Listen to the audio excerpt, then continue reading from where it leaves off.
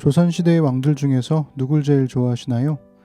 아마도 많은 사람들이 세종대왕이나 정조대왕을 손꼽을 겁니다. 한글을 창제한 세종대왕의 업적이야 이루 말할 것도 없고 수원 화성을 만든 정조대왕의 업적도 최근 30년 사이에 재조명되고 있습니다. 두 왕은 공통점이 참 많아요. 둘 다 백성들을 사랑했고 신하들을 닥달하며 일을 시켰습니다. 둘 다 몸에 좋지 않은 걸 참 좋아하기도 했어요. 세종대왕은 고기를 너무 좋아해서 몸이 비대해졌고 정조대왕은 담배만큼 건강에 좋은 게 없다며 신하들과 백성들에게 담배를 권유했다고 하죠. 그래도 두 왕의 통치 기간은 태평성대나 다름없었습니다. 그런데 우리가 놓치지 말아야 할 게 있어요.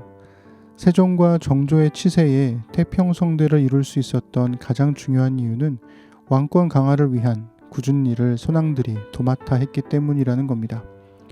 세종의 아버지인 태종 이방원은 자신의 시대에 못다 이룬 선정을 세종의 치세에 이루도록 해주려고 걸림돌이 될 만한 정적들을 모조리 숙청했습니다. 정조의 할아버지인 영조 역시 정조의 아비이자 자신의 아들인 사도세자를 죽음에 버려두면서까지 정조의 통치 기반을 다져주려고 했죠. 그렇게 보면 세종과 정조 시대의 태평성대는 두 왕의 개인적인 성품과 능력에 선왕들이 준비해준 통치 기반이 더해져서 만들어졌다고 볼 수 있습니다. 세종에겐 태종이, 정조에겐 영조가 있었다면 솔로몬에게는 다윗이 있었습니다. 다윗은 평화의 시대를 염원하며 숱한 전쟁을 이끌었고 아들의 이름을 평화라는 뜻의 솔로몬으로 지었습니다. 그러니 솔로몬이 누린 태평성대는 다윗의 헌신과 희생이 뒷받침되었다고 말할 수 있죠. 하지만 역대상은 다윗과 솔로몬의 통치 역사를 기록하지 않고 성전을 중심으로 한 왕권의 변화를 기록했습니다. 즉 다윗의 희생으로 솔로몬이 태평성대를 누렸다는 말을 하고 싶은 게 아니라 다윗의 준비로 솔로몬이 성전을 건축했다는 말을 하고 싶은 거죠.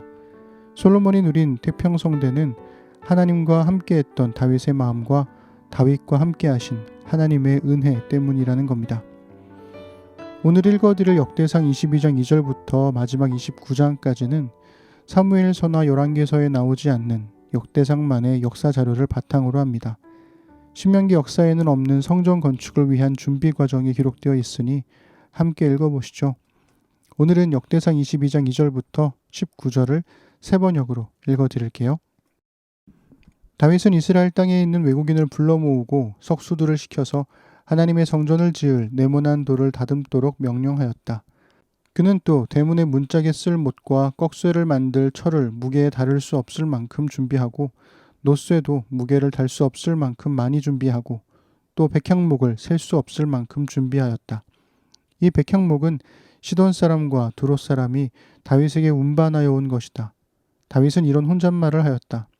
나의 아들 솔로몬이 어리고 연약한데 주님을 위하여 건축할 성전은 아주 웅장하여 그 화려한 명성을 온 세상에 떨쳐야 하니 내가 성전 건축 준비를 해 두어야 하겠다. 그래서 그는 죽기 전에 준비를 많이 하였다. 그런 다음에 다윗이 그의 아들 솔로몬을 불러서 주 이스라엘의 하나님을 모실 성전을 지으라고 부탁하였다. 다윗이 아들 솔로몬에게 말하였다.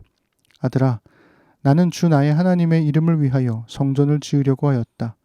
그러나 주님께서 나에게 말씀하셨다. 너는 많은 피를 흘려가며 큰 전쟁을 치렀으니 나의 이름을 위하여 성전을 건축할 수 없다. 너는 내 앞에서 많은 피를 땅에 흘렸기 때문이다. 보아라, 너에게 한 아들이 태어날 것인데 그는 평안을 누리는 사람이 될 것이다. 내가 사방에 있는 그의 모든 족으로부터 평안을 누리도록 해주겠다. 그러므로 그의 이름을 솔로몬이라 지어라. 그가 사는 날 동안 내가 이스라엘에 평화와 안정을 줄 것이다. 그가 내 이름을 위하여 성전을 건축할 것이다. 그는 내 아들이 되고 나는 그의 아버지가 되어 이스라엘을 다스리는 그의 왕위가 영원히 흔들리지 않고 튼튼히 서게 해줄 것이다. 내 아들아, 이제 주님께서 너와 함께 하셔서 주님께서 너를 두고 말씀하신 대로 주 너의 하나님의 성전을 무사히 건축하기를 바란다. 그리고 부디 주님께서 너에게 지혜와 판단력을 주셔서 네가 주 하나님의 율법을 지키며 이스라엘을 잘 다스릴 수 있도록 해주시기를 바란다. 네가 주님께서 모세를 시켜 이스라엘에게 명하신 율례와 규례를 지키면 성공할 것이다. 강하고 굳건하여라. 두려워하지 말고 겁내지 말아라. 내가 주님의 성전을 지으려고 금 10만 달란트와 은 100만 달란트를 준비하고 놋과 쇠는 너무 많아서 그 무게를 다 달 수 없을 만큼 준비하고 나무와 돌도 힘들여 준비하였다. 그러나 네가 여기에 더 보태야 할 것이다. 너에게는 많은 일꾼이 있다. 채석공과 석수와 목수와 또 모든 것을 능숙히 다룰 줄 아는 많은 기능공들이 있다. 금과 읒과 놋과 쇠가 무수히 많으니 일어나서 일을 시작하여라. 주님께서 너와 함께 하시기를 빈다. 그런 다음에 다윗은 이스라엘 모든 지도자에게 그의 아들 솔로몬을 도우라고 당부하였다. 주 당신들의 하나님께서 당신들과 함께 계셔서 당신들에게 사방으로 평화를 주시지 않았습니까? 그리고 이 땅 주민을 나에게 넘겨주어 이 땅 사람들을 주님과 그의 백성 앞에 굴복시키셨습니다. 이제 당신들은 마음과 정성을 다하여 주 당신들의 하나님을 찾고 일어나서 주 하나님의 성전을 건축하십시오. 그래서 주님의 언약궤와 하나님의 거룩한 기구들을 옮겨와서 주님의 이름을 위하여 건축한 성전에 들여놓도록 하십시오. 아멘. 다윗은 성전 건축에 사용할 금, 은, 놋, 철, 돌, 나무, 일꾼들을 차곡차곡 준비합니다. 앞선 전쟁에서 얻은 전리품들과 외교적 선물로 받은 것들도 전부 하나님의 성전 건축을 위해 준비해 놓죠. 그렇다고 해서 자기는 아무것도 누리지 않고 모두 하나님께만 드렸다는 건 아닙니다. 다윗은 자신의 왕궁을 지었고 이스라엘 역사에 없던 강력한 왕권을 누렸으니까요.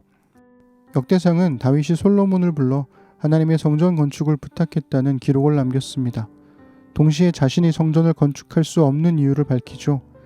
다윗은 전쟁의 사람이었고 수많은 전투에서 피를 너무 많이 흘렸기 때문에 하나님께서 성전 건축을 허락하지 않으셨다는 겁니다. 하지만 평안의 사람인 솔로몬의 때엔 평화가 있을 테고 성전은 바로 그 평화의 시대에 건축될 겁니다. 다윗은 솔로몬에게 하나님이 너와 함께 계시기를 원한다 라고 말하면서 하나님의 지혜와 총명으로 이스라엘을 다스리고 하나님의 율법을 지키라고 합니다. 하나님의 함께 하심은 감정적인 느낌이 아니라 하나님의 뜻대로 자기 백성을 다스리고 하나님의 율법을 지키는 삶을 통해 드러난다는 거죠. 뿐만 아니라 다윗은 신하들에게도 솔로몬을 도우라고 하면서 하나님의 함께 계심을 상기시킵니다. 신하들이 솔로몬을 도울 수 있는 방법은 마음과 뜻을 바쳐서 너희의 하나님 여호와를 구하여 성전을 건축하는 일에 동참하는 겁니다.